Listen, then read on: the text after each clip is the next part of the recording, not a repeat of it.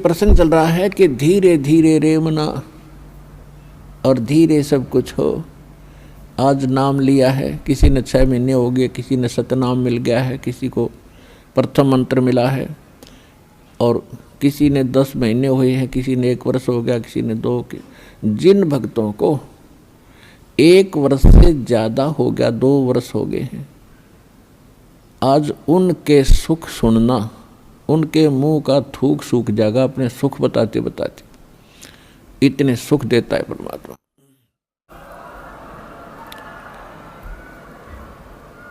और कुछ अनजान कहते हैं जी मैं 4 बार आ लिया, गणिया कोई लाभ सा विशेष नहीं हुआ।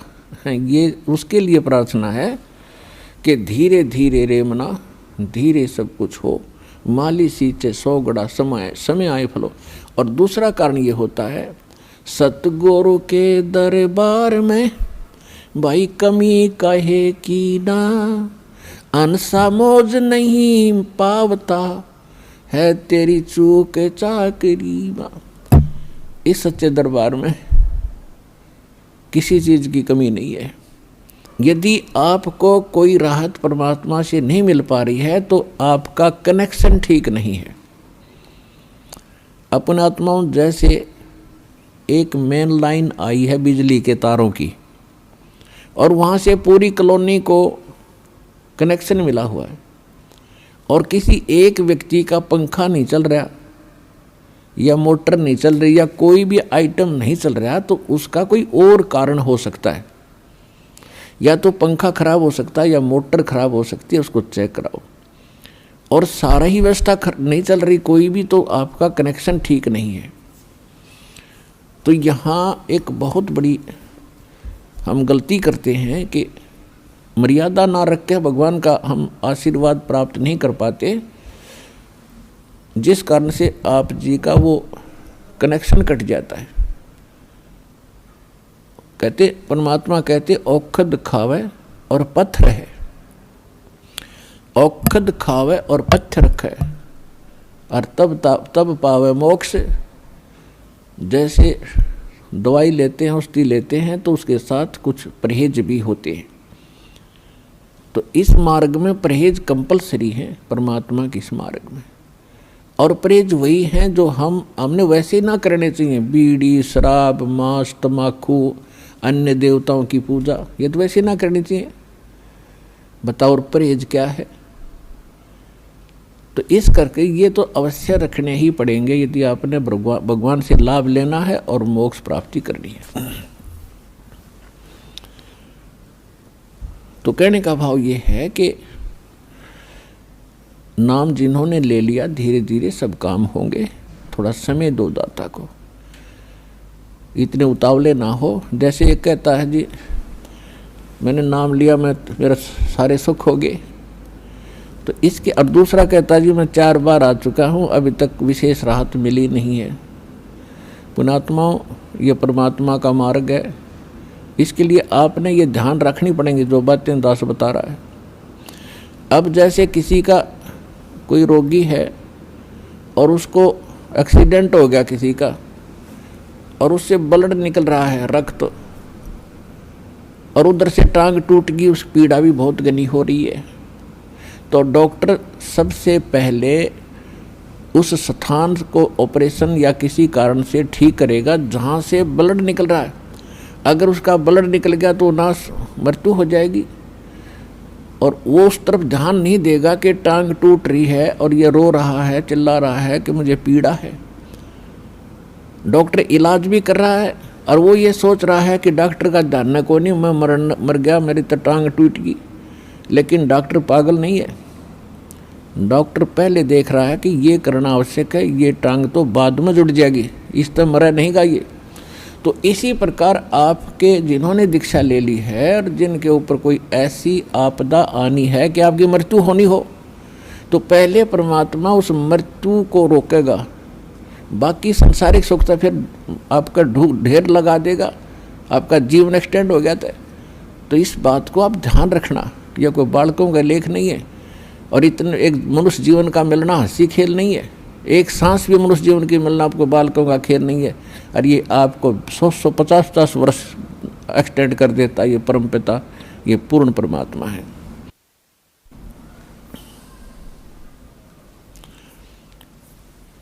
तो पुण्यात्मा, इन बातों पर ध्यान रखना जो दास आपको गाइडलाइन बता रहा है।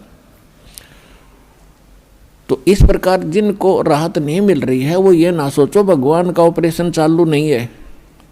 आपके उन संकट निवारण के लिए परमात्मा उसी दिन सक्रिय हो जाता है जिस दिन आप इस ज्ञान को पढ़ के या ज्ञान को सुन के और हृदय से पुकार लेते हो, परमात्मा हम आपके हो लिए, आपके बगैर मुझे कुछ दिखाई नहीं देता है। और कब बुलाओगे उसी दिन से परमात्मा आपको अपना मान लेता है, क्योंकि ये आत्मा का साथी है, आत्मा इसका अंश है।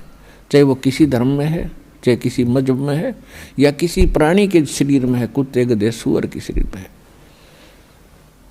तो ये परमात्मा उसी दिन से आपको स्वीकार कर लेता है यदि आप हृदय से पुकारते हैं।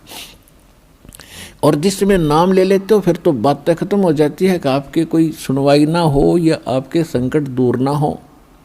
उसके लिए यही कारण हो जाता है कि परमात्मा पहले वो संकट टालेगा जो तेरी जान को जोखिम करेंगे। आपको जीवन एक्सटेंड करके फिर धीरे धीरे तेरे सारे आपके सभी कार्य, आवश्यक कार्य जो होंगे सारे ठीक करेंगे। देखो ये भक्ति मार्ग है। यदि आप यहाँ आते हो बरवाला आश्रम में तो आपको सबसे पहले ये उद्देश्य बनाना होगा कि मुझे मोक्ष चाहिए। और जो ये कहते हैं मैं फैक्ट्री लाऊं, मैं मंत्री बनूं, एमएलए बन जाऊं, मेरा आशीर्वाद दे दो गुरुजी, देखो ये आशीर्वाद यहाँ पर आपको नहीं मिलेंगे, क्योंकि ये तो भगवान से दूर करेंगे आपको। और हम ऐसा विष आपको खिला नहीं सकते जो आपका जीवन को हानि कर दे। डॉक्टर ऐसा अनजान नहीं होता।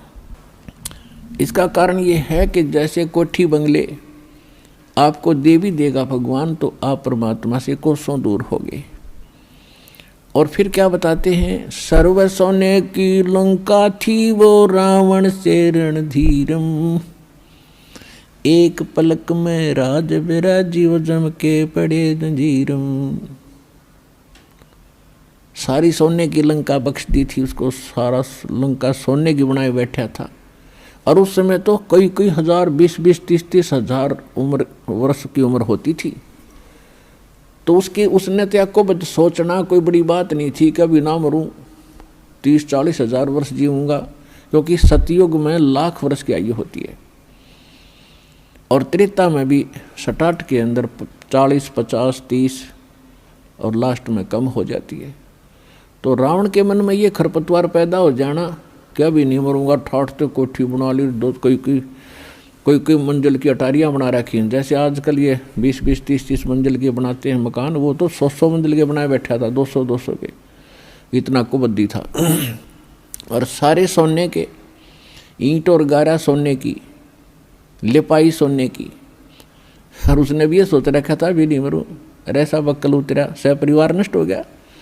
तो कहने का भाव ये है, परमात्मा कहते हैं कि क्या मांगो कुछ थिर न रहाई, ये देखत नैन चला जग जाई, 1 लख पूत 1.25 लाख नाती, उस रावण के दीवान बाती।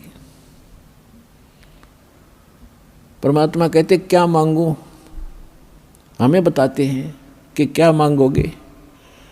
रावण जितने धनी भी नहीं हो सकते, और ऐसे शक्तिशाली सिद्धि युक्त भी तुम नहीं हो सकते।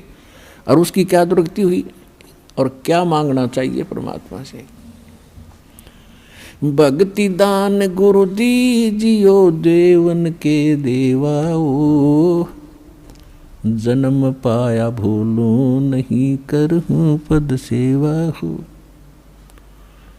और फिर क्या मांगे, साईं इतना दीजियो जा मैं कुटुंब समाए, हम भी भूखे न रहे अतिथि न भूख हो जाए।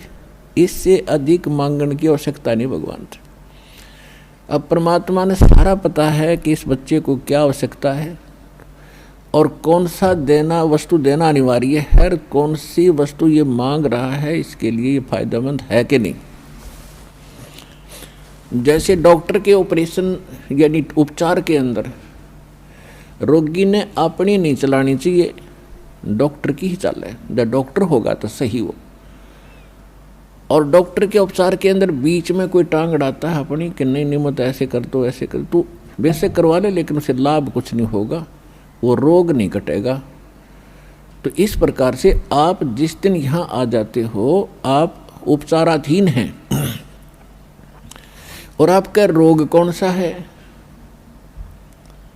जग सारा रोग यारे, जिन सतगुरु वेद न जाण्या, जग सारा रोग यारे, जग सारा रोग यारे, जिन सतगुरु वेद न जाण्या, जग सारा रोग यारे। कौन सा रोग? भाई जन्म मरण का रोग लगा है या तृष्णा बडरी खासी, जन्म मरण का रोग लगा है या तृष्णा बडरी खासी, आवागमन की डोर गले में या पड़ी काल की फांसी, जग सारा रोग यारे, जिन सतगुरु वेद न जाण्या, जग सारा रोग यारे। भाई देखा देखी गुरु शिष्य बन गे, किया ना तत्व विचारा, देखा देखी गुरु शिष्य बन गे, किया ना तत्व विचारा, गुरु शिष्य दोनों के सिर पे यू काल ठोके पंजारा, जग सारा रोग यारे, जिन सतगुरु वेद न जाण्या, जग सारा रोग यारे। भाई साचा सतगुरु कोई न पूजे, इन झूठों जगपतियासी, साचा सतगुरु कोई न पूजे, इन झूठों जगपतियासी, झूठ अंधे की बा गई अंधे ने, ये मार्ग कौन बतासी, जग सारा रोग यारे, जिन सतगुरु वेद न जाण्या, जग सारा रोग यारे। भाई सार शब्द सर जीवन बूटी, घस घस अंग लगावे, सार शब्द सर जीवन बूटी, घस घस अंग लगावे, कहे कबीर तुम सतकर मानो, ये जन्म मरण मिट जावे, जग सारा रोग यारे, जिन सतगुरु वेद न जाण्या, जग सारा रोग यारे। तो इसमें ये स्पष्ट कर दिया परमात्मा ने कि आपको कौन सा रोग है। क्या बताया कि जन्म मरण का रोग लगा है, और यह तृष्णा बढ़ रही खांसी, और आवागमन की, ऊपर जाओ फिर वहाँ से अपना हिसाब करा के नीचे आओ, मनुष्य बनो, गधे बनो, कुत्ते बनो, फिर अपना टाइम पूरा करो, फिर जाओ, फिर वहाँ से नेक्स्ट आदेश हो गधा बनो, फिर जाओ, फिर आदेश बनो कुत्ता बनो, मनुष्य बनो, देवता बनो, फिर राजा बनो, फिर गधा बनो। कहते ये आवागमन की डोर गले में या काल के कर्म की फांसी आपके लगी हुई है, और इसको केवल परमात्मा पूर्ण ब्रह्म सत्य पुरुष कबीर परमेश्वर के अतिरिक्त कोई ऐसा भगवान नहीं है, देव नहीं है जो इस रोग न काट सके।